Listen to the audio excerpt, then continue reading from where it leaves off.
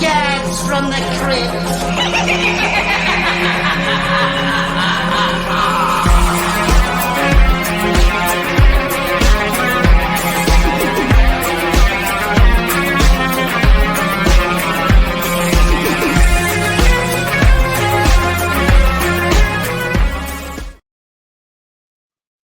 Hello, boils and ghouls. Welcome to a very special interview episode of Dads from the Crypt. My name is Jason, and today I'm talking to the director of Creepshow 2, Michael Gornick. Welcome. Hi, thank you, Jason. It's a pleasure to be here. Pleasure to have you. Thank you so much for coming on. I always appreciate it. So why don't you start us off and tell us about how you got into filmmaking? Oh gosh, I got into filmmaking at a very, very early age. Some friends and I in high school thought it would be entertaining to become filmmakers, and so we borrowed a Bolex from a friend of mine, and my friend Gary Surmatz and I and Peter Smith went out and did a little filming. And we did a film called Funny Thing Happened, and we called upon stars and celebrities who came to town, came to Pittsburgh, that were appearing at local clubs and so forth, put them into the film, wrote the script, and yeah, that's where it all began. Kind of on a whim, we did a film, an actual film on 16 millimeter. No production Wow. sound, everything was post dubbed. It was kind of odd, but yeah, it was fun to make. Fun to make. And then what did you do after that? Ultimately, in pursuing my interests, there was nothing in high school per se. You know, there were those typical camera clubs and so forth at the time. We're talking back in the day in the 60s. And so, yeah, I joined the camera clubs and anything that was media oriented. Loved theater, appeared in a lot of theater productions. So I got the theater bug, both as an actor and a student director. And then from there, I went on to Penn State, went on to a college career, learned very little, but nonetheless, took some great journalism courses where I had some practicum work in filming and editing, script writing. And yeah, that was my college career. Um, was drafted at that point in time because the Vietnam War was on. And so I signed something called a 2S deferment, hoping that the war might be ending by the time I graduated. Richard Nixon had promised an end to the war, which never transpired. So I was drafted in the final analysis, and thought, well, if I'm going to do this, I wonder if by some off chance there is some use of my talents or my interests. And so I went to the local Air Force recruiter and said, "Is there any possibility? I've just graduated with a film and TV degree. Could I join the Air Force and do some duty as such?" And he said, "Yeah, we have a division out in California and San Bernardino, and how about that?" And I said, "Sign me up." And so, yeah, went into the Air Force. That became kind of my temporary history, and that's why I really finally learned my trade. Wow. And I mean, famously, Tom Savini also, was a war photographer, media person. A Did Vietnam you War cross? photographer, yes, yeah, quite Did good, you cross quite good. paths with him? Never did. Obviously, later in time, we shared a lot of stories. He was in the heat of battle. He went to Vietnam. I Hmm. luckily had a pretty choice assignment. My first assignment was at Detachment 13 in Los Angeles, and I was in a detachment there with one Air Force captain who headed up the organization. The rest were all Hollywood types who were editors and script writers, and they came to our detachment to help us perform film functions. So I met them. I went to Hollywood to the dubbing stages there to sound mixes on our films and development at Technicolor. Um, yeah, it was a great experience. So aside from not never had to go to Vietnam in the final analysis, spent my time in Los Angeles and then a brief stint in Denver, Colorado, at a broadcasting facility there, and that was my kind of my Air Force history. Hmm. Well, I mean, again, we're recording on Veterans Day, so I thank you and all of our listeners that served one way or another. And then how did you cross paths with George Romero? quite on a whim. I was in Denver, as I say, that was my last assignment with the Air Force, and I thought, got to go home, gather together some things that I have at home, packed up my Volkswagen Bug, and went to Pennsylvania to see my mom and drop some things off, pack some things up. My intention was to move back to California. I had made a number of contacts there during my stay in Los Angeles with the Air Force, and so I thought that's the natural. You go to filmmaking and where it is. Um, Subsequently, I had seen a film called Night of the Living Dead, and I saw that it was made in Pittsburgh, made by a Hispanic, George Romero in Pittsburgh. What's going on? So I thought I've got to see this guy when I stop by and see Mom.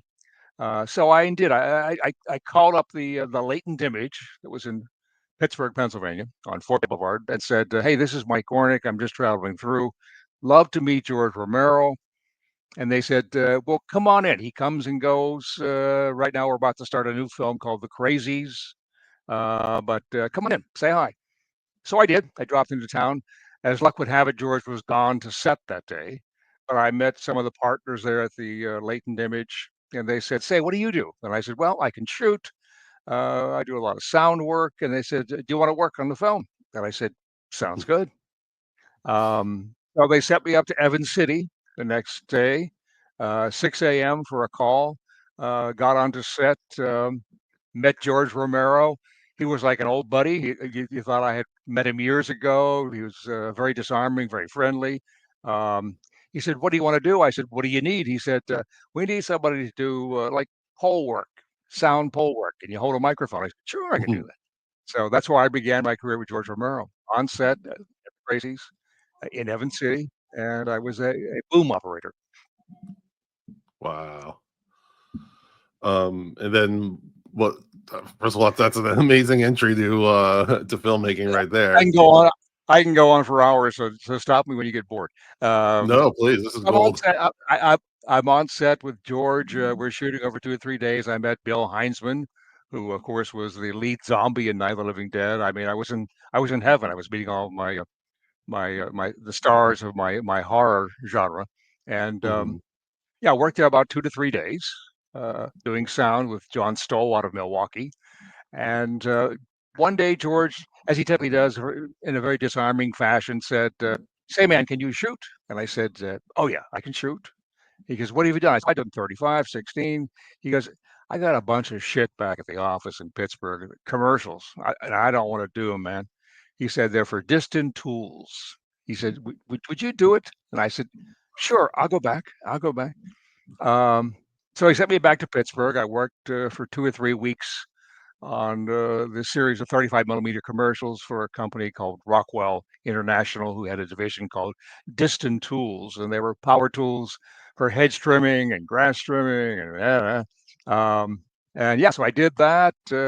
Stayed through the final mixing of. We did about 10 or 15 spots, TV spots. Did the mixing on those, and lo and behold, George comes back off a set, having completed Crazies about 3 weeks later, and said, "Say, man, how'd it go?" I said, "Went well. We got these commercials. Do you want to see one?"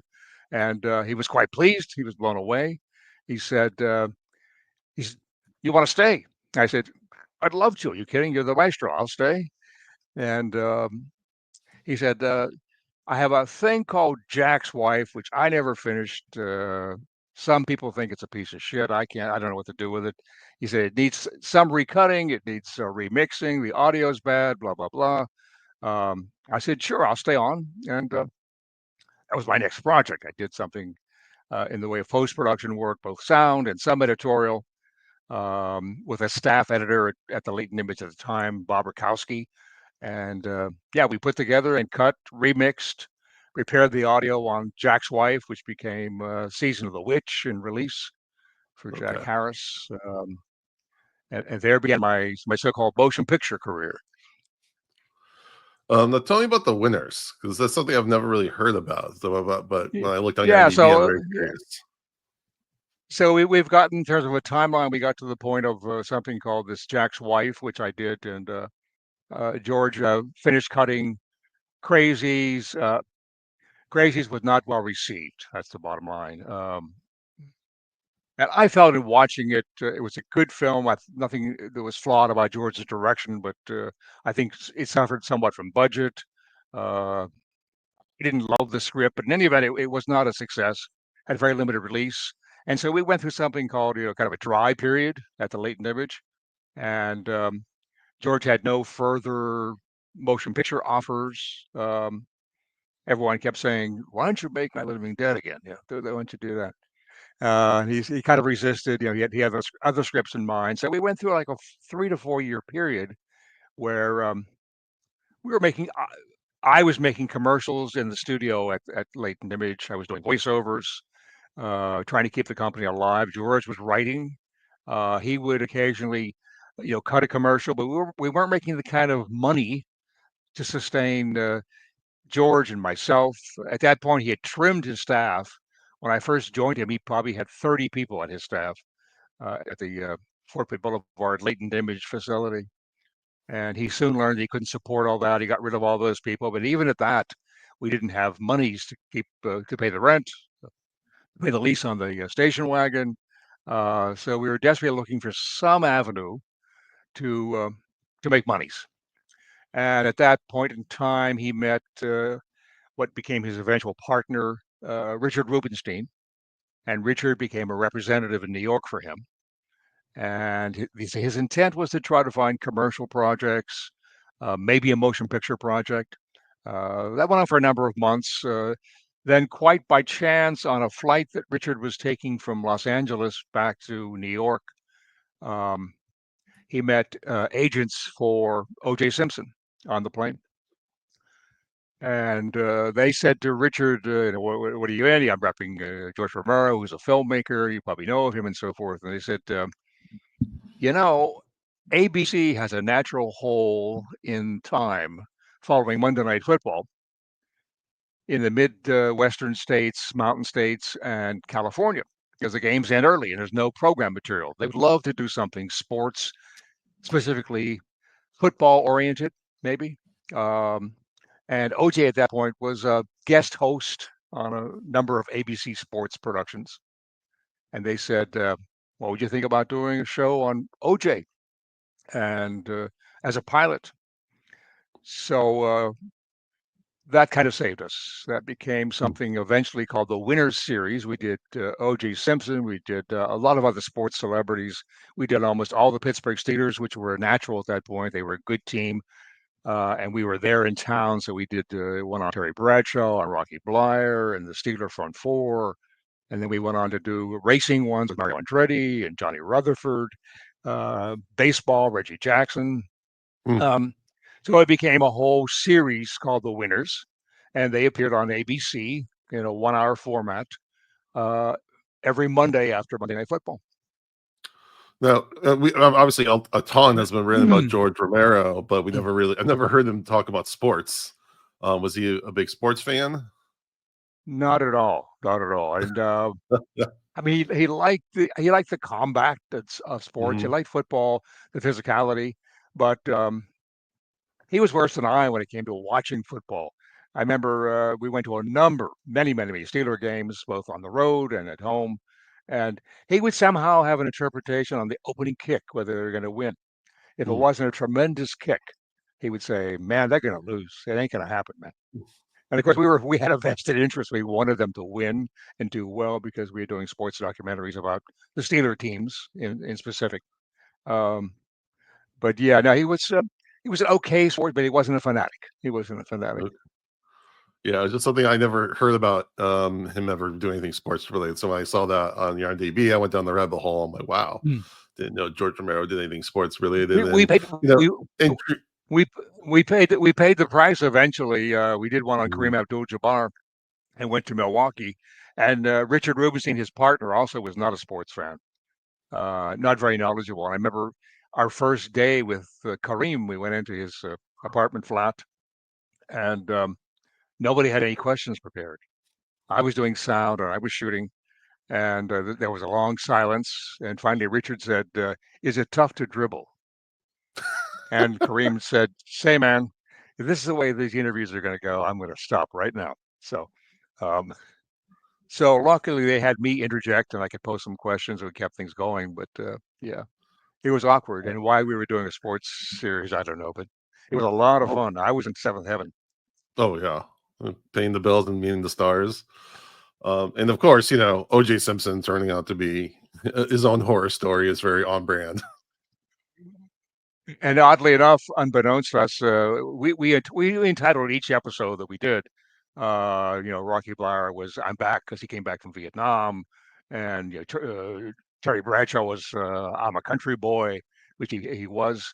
OJ's was "Juice on the Loose," and of course that was kind of ironic because later he went on the loose, but at the time he was called Juice, and Right. we thought it was appropriate because he was tough to bring down as a runner. Hmm. So he was always on the Yeah, loose. So Juice on the loose. that's funny. All right, now let's skip ahead a little bit to Creepshow 2. How did that come about? Nice. Wow. So as my career advanced with the latent image, which eventually became something called Laurel Tape and Film, finally went public in 1980 as something called Laurel Entertainment. And that was thanks to Richard Rubenstein and his immediate family, who were well represented on Wall Street. And so they created something called uh, not a corporation, but a public company of over the counter, over the counter company. And so, yeah, we became Laurel Entertainment, and a lot of the emphasis moved to New York necessarily, but we still kept production facilities in Pittsburgh. Obviously, we made films like Night Riders and Creepshow, uh, Day of the Dead, but the influence in general and the monies came from out of New York. And slowly during that transition, I continued on to be George's DP as that on Night Riders and Creepshow, Day of the Dead. I had come off of Dawn of the Dead, which we shot in Pittsburgh solely, and Martin. So I was kind of entrenched as the so-called director of photography for the company. I had no officer's position, but I think George was theoretically president. Richard was vice president. Uh, there was a whole corporate strata that went on there at the time. But I stayed on as kind of a salaried employee and worked my trade, so to speak, as director of photography. At some point, George became tired of the situation, didn't like the corporate structure, um, wanted a little more freedom, as he always does. And so he left the company at one point and kind of left me high and dry. There I was in Pittsburgh with the studio, still doing commercial work and doing voiceover work, but had no representation with George Romero. He had worked on something called Tales from the Dark Side, a pilot, and he was to be the one to direct that. We were going to shoot it in Pittsburgh. In any event, when he left kind of unceremoniously, it sat there as a project. Richard wisely picked up the ball and had Bob Balaban direct the first pilot of Tales from the Dark Side. Um, they brought me up as a production supervisor, not to shoot it, but to be a production supervisor. And the rest kind of became history for me because that show became accepted by the syndicated networks and went into a full-blown 4 seasons. And at some point in time, thanks to David Vogel, who was Richard's partner at the Laurel Tape and Film, I got to direct my first episode, as shot by Ernie Dickerson, called Slippage. And they loved that one, gave me another one, and gave me another one. And soon before I knew it, I was doing these episodes of Tales from the Dark Side as a director. And then later asked me to formulate a series called Monsters, which would involve a special monster each week. I brought Dick Smith in as our advisor, and I got to direct some of those. And so, based on all that work and my so-called abilities, at some point, when it became apparent that George wasn't interested in doing a sequel to Creepshow, they turned to me. I think they turned to John Harrison. I think they turned to Sweeney. They said, let's get someone else to direct this. And so at some point in time, they gave me the nod. And I give all the credit to David Vogel, who, by the way, went on to Tales from the Crypt as a producer. Hmm. But yeah, that began my directorial debut with Creepshow 2. Yeah, I just want to point out that's very cool that you worked with Ernest Dickerson, who went on to direct the Tales from the Crypt Oh movie. my, yes. And he was been on the show, We fantastic did that. guy. Yeah. Um, Ernie and I also worked on another pilot with Brenda Vaccaro called In the Attic, and he did a beautiful job. I mean, he was a joy hmm, to work with, and you could see that the man was going on to bigger and better things. yeah. Pleasure to work with. So, what was the directive for Creepshow 2? Get it done quickly and within budget. Cheaply and Don't have yeah, We don't have any money, but when you're a stupid kid and you just want to direct and just like, okay, sure, and no problems. Um, And basically, going into it, they said, "Oh, and by the way, Mike, there's only going to be 3 stories." And I said, "Oh, that's mildly disappointing." I said, "There's one I know of called Pinfall that was scheduled to be in the anthology," and they said, "No, can't do that. 3 stories." They did some sort of cryptic budgeting and said, "Can't do it." I mean, costs are adding up. I think basically they probably had maximum 2,500,000 to spend, and they owed monies, and rightfully so, to Stephen King. George did the screenplay, and he was no longer a member of the company, so he was asking some good monies. Um, so I think when all push came to shove, we probably had like 1,400,000 to spend on the production, jeez. and within that they wanted change of locations. There was a western location, there was an eastern location, blah blah. So yeah, and a fairly big cast. But so the directive was, yeah, get this done as efficiently as possible. Um, let's find a place where you can shoot with no rain cover worries. I said, sure, let's do that. Um, I was a alumnus of Penn State, so I said, there's a company called AccuWeather. I think they're pretty damn good. Let's get them involved. Find the best location out west to shoot. Everyone agreed. So that was a general dictum. 3 stories.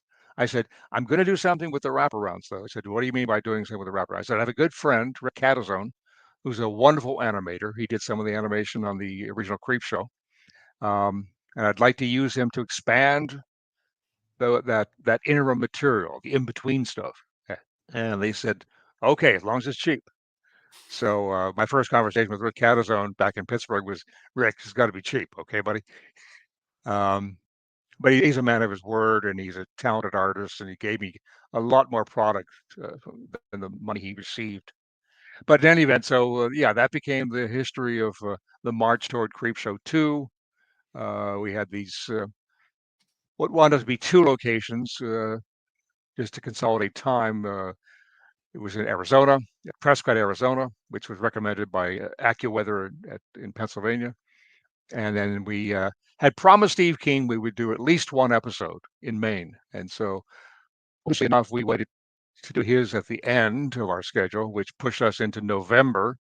And yeah, we went back to Maine from Arizona at great cost to shoot The Hitchhiker.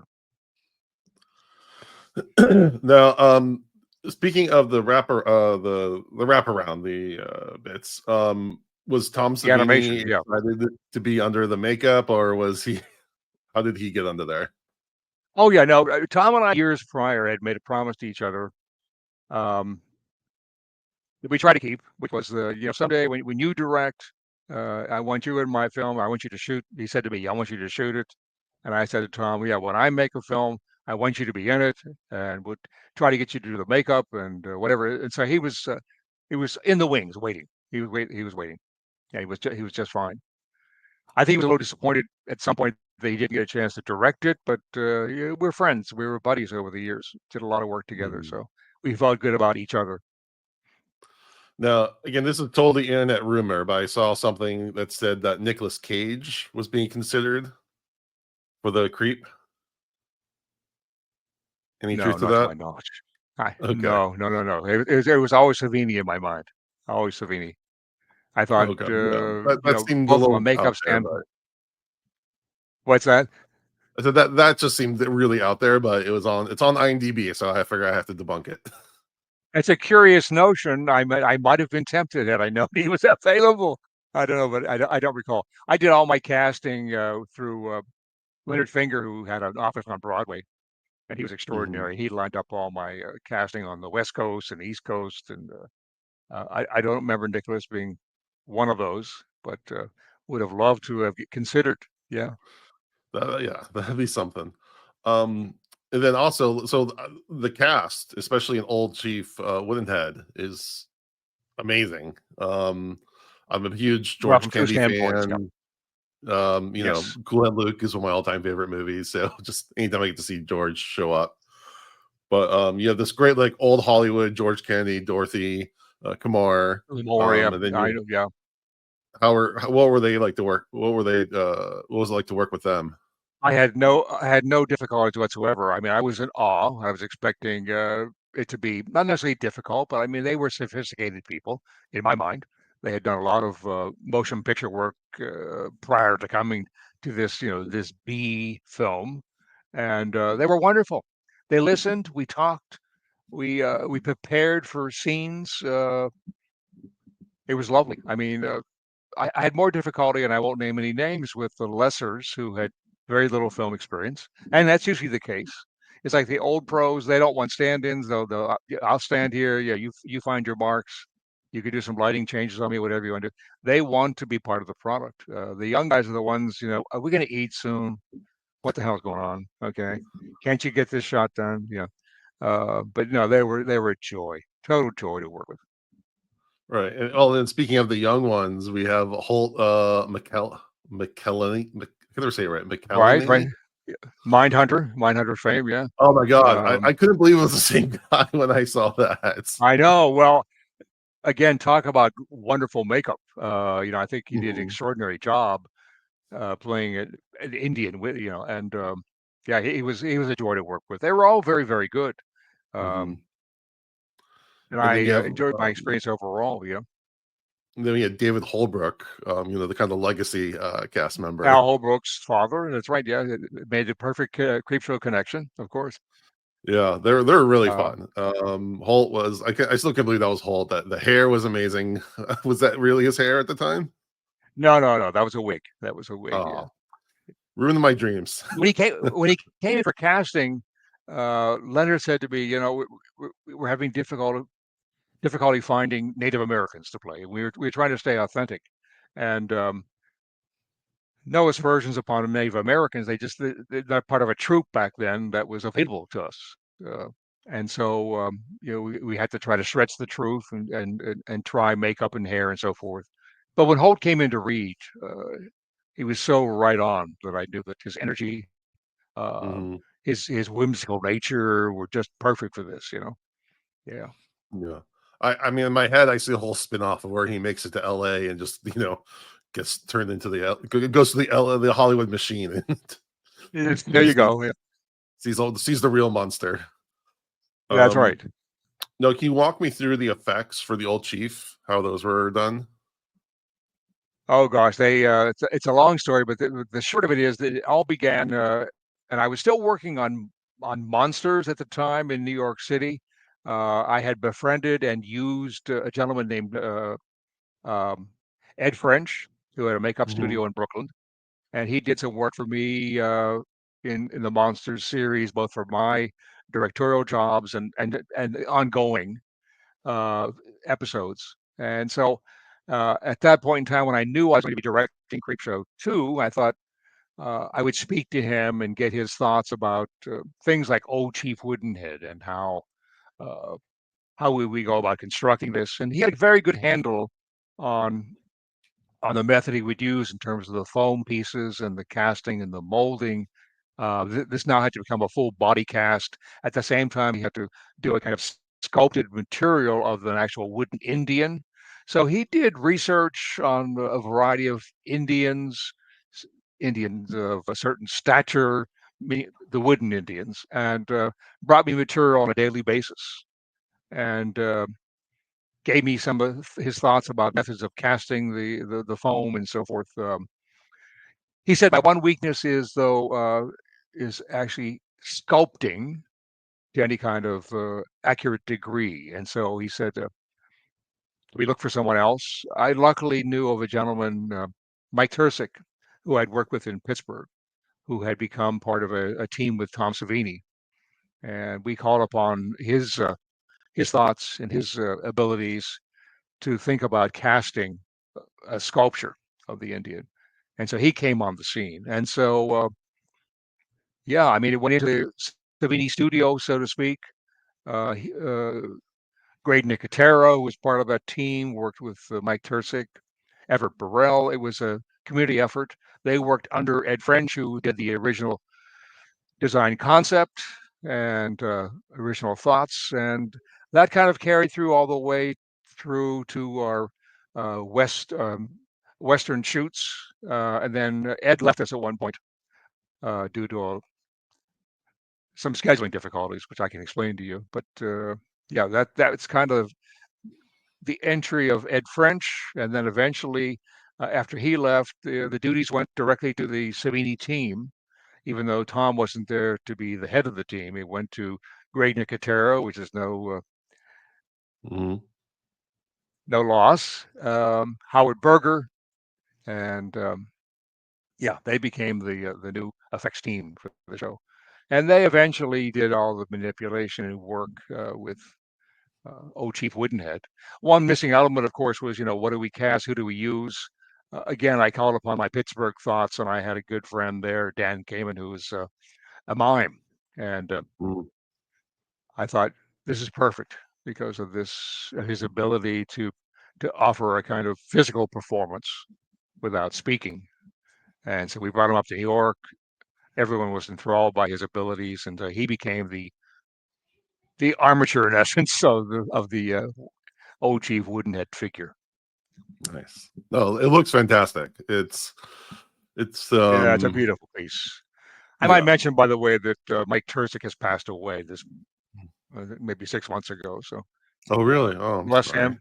Yeah, bless him and what he has done. Yeah, he went on to open a studio in Arizona and did sculpting there, which was extraordinary. But yeah, he was the driving force behind Old Chief Woodenhead. All right, then moving on to the raft, kind of the same question. How did you achieve the blob effect in the water? We probably should have thought about some sort of special effects work, but having no budget and no technology, digital technology at that point, we were left with nothing else but to try to physically create this monster. And it was just that. I mean, at varying points uh, in its hole, it was probably 10 to 15 yards in diameter, uh, spiked with garbage of all sorts, tin cans and bottles, and it was an ingenious bladder that was developed by Ed Fountain, who I had met on previous shoots on Creepshow, and um, he was physically in charge of creating that large rubberized bladder. He devised his own engineering in terms of how it could be pulled by skin divers underneath the surface, and how it could be spun, and it was very, very ingenious, and that was all thanks to uh, the thoughts and the engineering of Ed Fountain. Hmm. But yeah, getting it out of the water was a major task. We had three divers who would help bring it out just to launch it. Um, we had buoys underneath to keep it floating. Manipulation, like I say, was by divers who pulled it, but Ed also devised a way for it to spin, and so it was a pretty amazing device. It was totally physical. Even the last scene where Danny Beer is attacked at the last moment, that is a cantilevered version of that Ed devised, Hmm. and amazingly ingenious.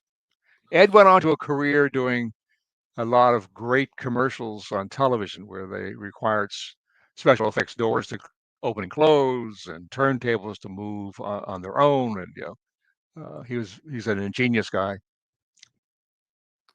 Yeah, that is a really special segment, just in its simplicity, leading to the terror.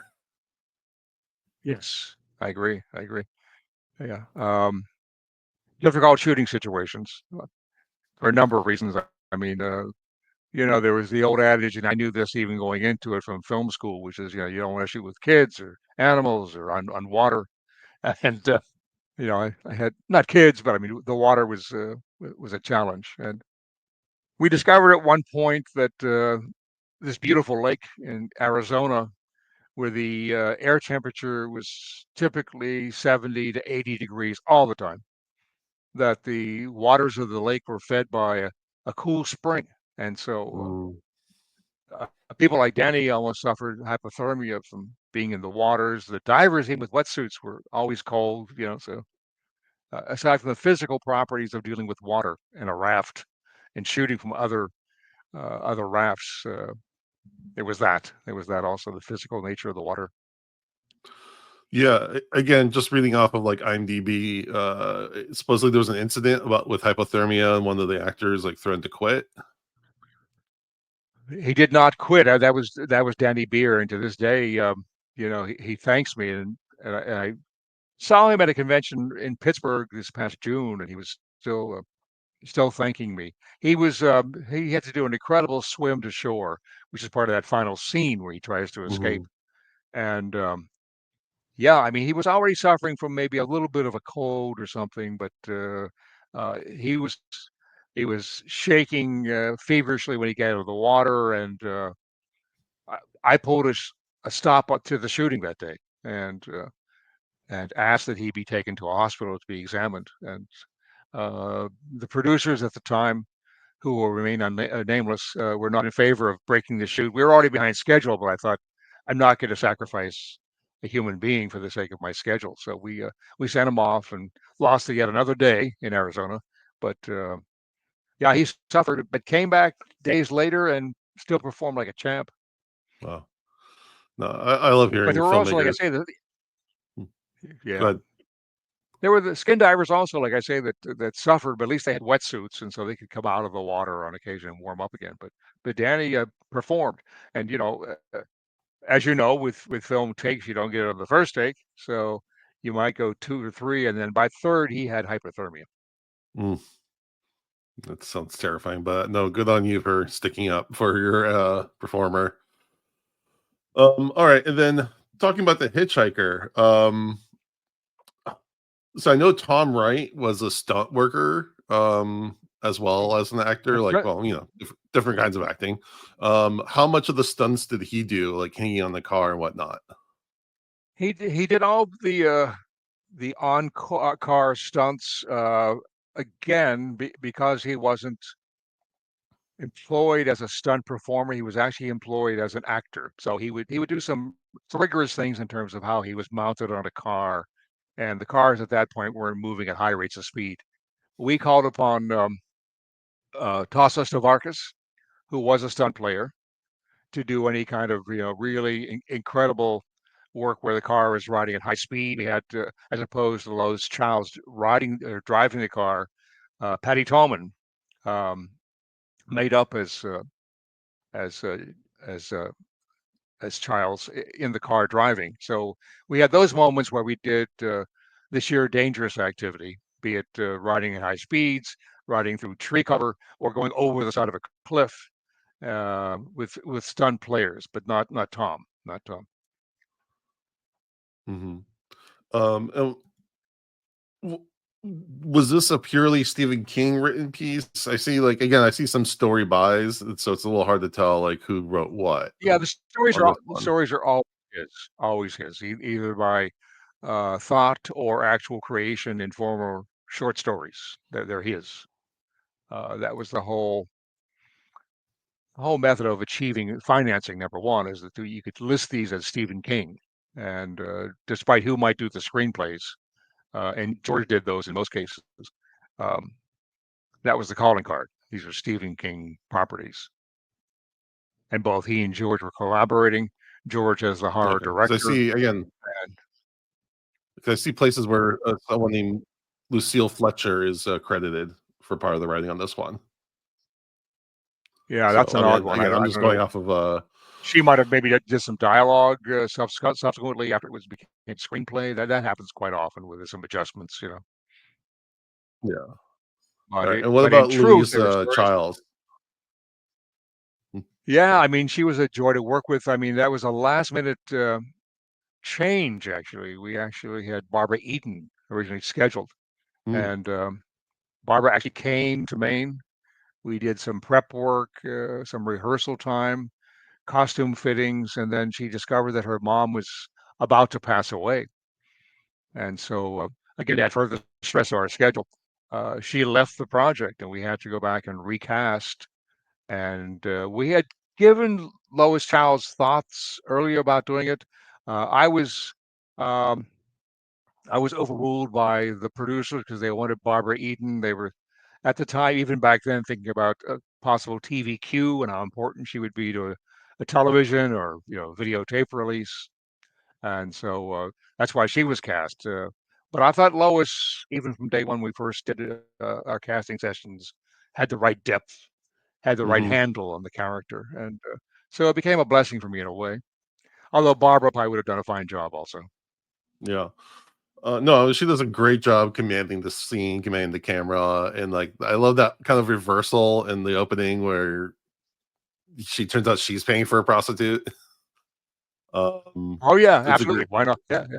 it's a That's great what a bit. rich It's lady something that does, like, right? I guess. Yeah, yeah. yeah. To And be then of so course they have a fortunate as the guy, question. what the hell? Yeah. And then of course they have that great conversation about digital clocks, which again, Yeah, 40 years, whatever later, you're like, oh, that's funny. yeah, exactly. You, you can't buy now But a no, she clock. was a joy to Clock work with, now. and she went through a lot of tortures. I mean, by the time we got to Maine, we had temperatures dipping into like, 0 degrees centigrade, Fahrenheit, and yeah, it was pretty awful. But she was a real trooper. Hmm. She maintained a through line for us because she wasn't dressed appropriately for winter weather as the shoot began, and she had to maintain that throughout. Tom likewise, it could only overdress and wear protective clothing underneath. They both did a champion job in. Wow. All right. Any other stories or trivia from the shoot you want to tell my audience? Well, speaking of the hitchhiker, we I was a Pittsburgh filmmaker, and so you just had some sort of uh, bodacious attitude about getting props and getting people involved, and going back to Dawn of the Dead, that Scirocco, Volkswagen Scirocco that we used in the mall. Um, I went over to a dealer named Ted McWilliams at the time, and the Scirocco was a brand new hot sports item by Volkswagen. And just asked them, we're shooting a motion picture over at the mall. Can you give us a car? And they said, oh, motion picture. Sounds great. Um, well, how about a Scirocco? I said, that's perfect. Give us the Scirocco and you'll take care of it. And we'll take care of it. Don't worry about it. So that was, you were just kind of bodacious as an innocent indie filmmaker, especially in Pittsburgh. So when it came to getting an automobile in Maine, I had no qualms about are there any local doctors or surgeons that have a beautiful Mercedes. And we had a local scout there, Henry Nevison, who said, "Yeah, I have a dentist who might have a." So we went over to see him, and I said, "Can we use your car?" And he said, "Sure." He goes, "Please take care of it. It's my baby." I said, "Absolutely. Don't worry about a thing," because filmmakers don't care. And we put film, camera mounts on his car, and um, we had backup cars that did the heavy duty through the forest action. But occasionally we were rushed for time, and let's take his car through, and who cares? I mean, it was a mess by the end of the shoot. Uh, there were scratches all over the car. There were dents in the hood, and the interior was a mess. But it's a classic example that you don't give a film crew your house, your apartment, your car. Wow. And we got sued. Actually, we got sued by Yeah, the I was doctor. I gonna say, think I they must have been settled. pretty pissed.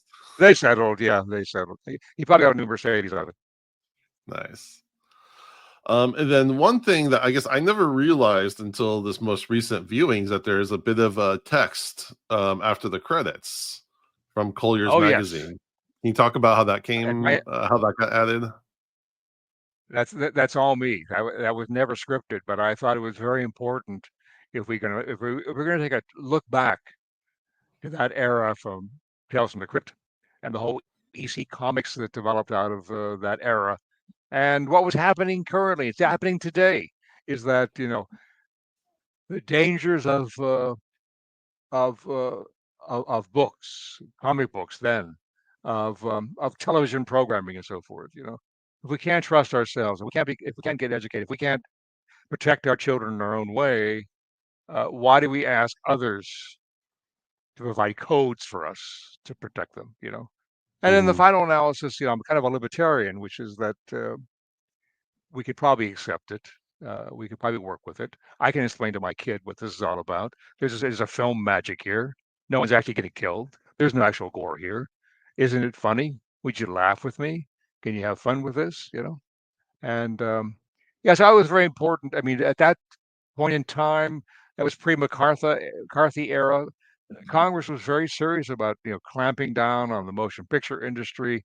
Um, Books, any material was considered either communistic or too progressive, and we go through that now to this day. Hmm. It never Well, ends. yeah, It was Elvis in the 50s. It was the Beatles maybe in the 60s, and hippies in the 70s. It's like video um, games and on and on. And yeah, it's just easy to find what it they, as never they ends. say, Yeah, we uncomplicated find a scapegoat to new blame yeah. your issues on. Exactly. That's exactly right. So yeah, I did that at the end to kind of justify why we need to be liberal about our thoughts and what we watch, and why ratings are almost meaningless. And Hmm. I had gone through that era with George where when he first released Dawn of the Dead, the MPAA wanted to give him an X rating or no rating in essence. If you didn't get a rating, you got a kind of an X rating.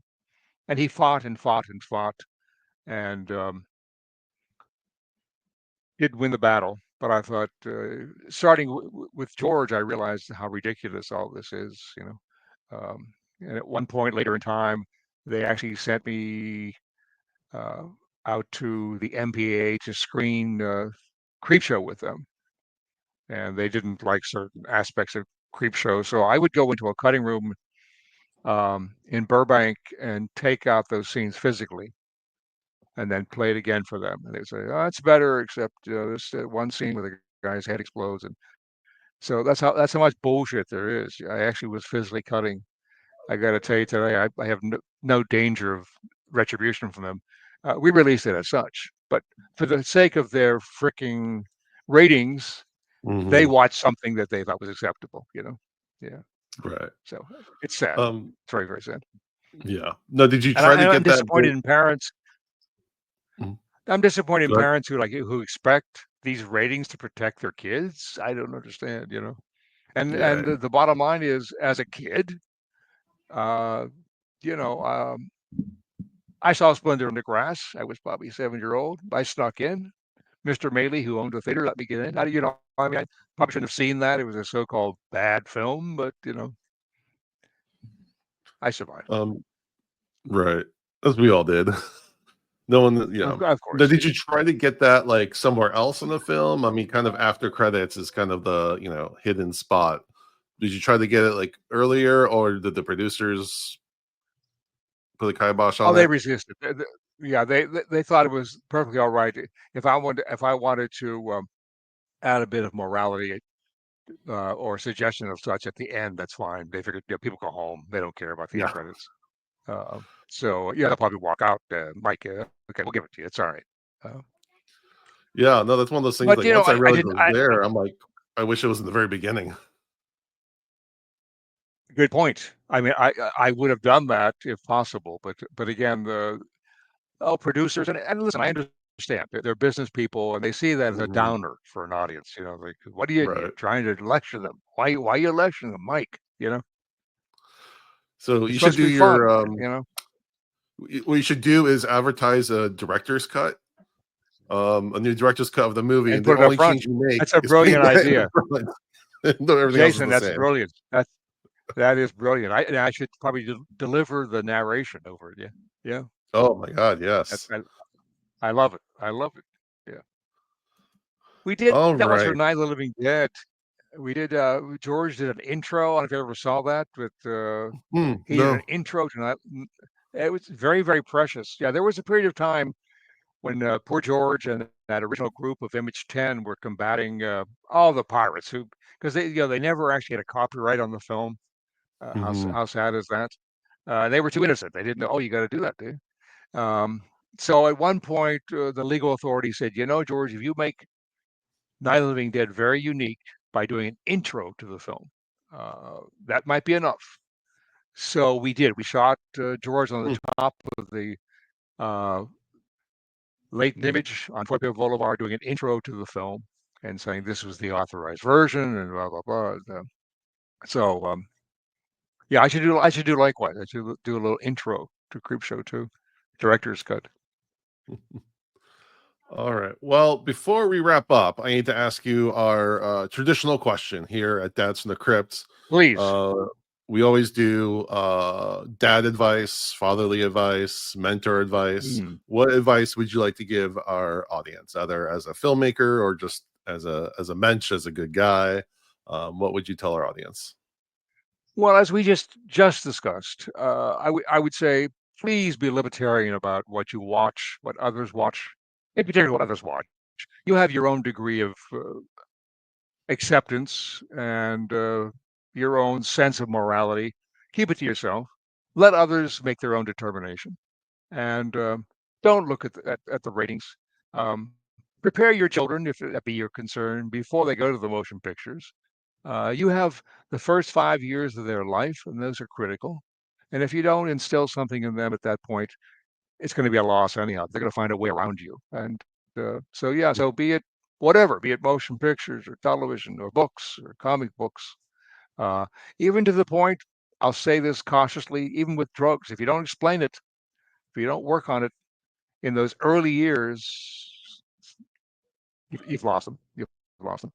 Um, as a filmmaker, anyone interested in becoming such, you've got limitless opportunities now. I mean, there's so much need for product that I never understood growing up. I never understood even my professional life. And keep at it and look for a well-rounded education for yourself and be prepared and be bold and be patient. Great advice. I love it. Are you working on anything now? Are you mostly retired?